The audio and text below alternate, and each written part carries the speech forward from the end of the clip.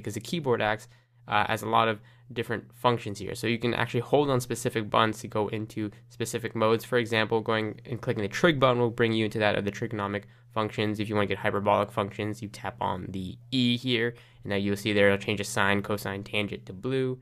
Now if I hold on something like sine, for example, you can see I get more options. So arc sinus, I also get cosecant. So I can simply just drag left or right to get to those options. The same thing would be that for cosine or tangent. If I was to hold those, you can see I get arc, tangent, cotangent, also available just by holding down on that one button. So a lot of these act as double buttons just by holding onto them simply here. Cosine, again, you hold on to it, you get the other options available, and you can simply swipe left or right for those functionalities within the application here.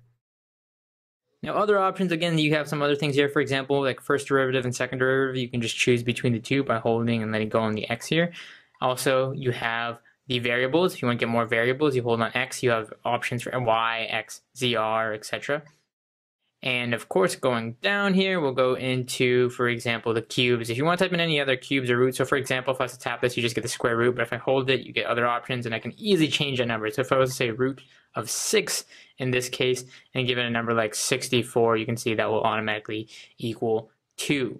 Now, clicking on I here is for entering functions with complex numbers. So I'm going to go ahead and clear that, show that. If I hold it down, you can see I get some other options available here.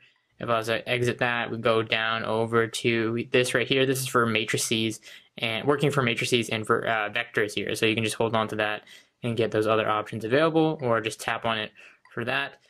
And again, moving down, you also have your parentheses, of course, on the right here. But if you hold those, you also have options for curly brackets if that's what you want to choose there. And last but not least, here you have ln for logarithm. So this is used for counting different kinds of logarithms. So for example, we can hold it here to get the options. Give an example here. Let's go ahead and put brackets 3, hold it, get the bracket here, 27, and you can see it will equal 3, because in this case 3 times 3 times 3 is 27.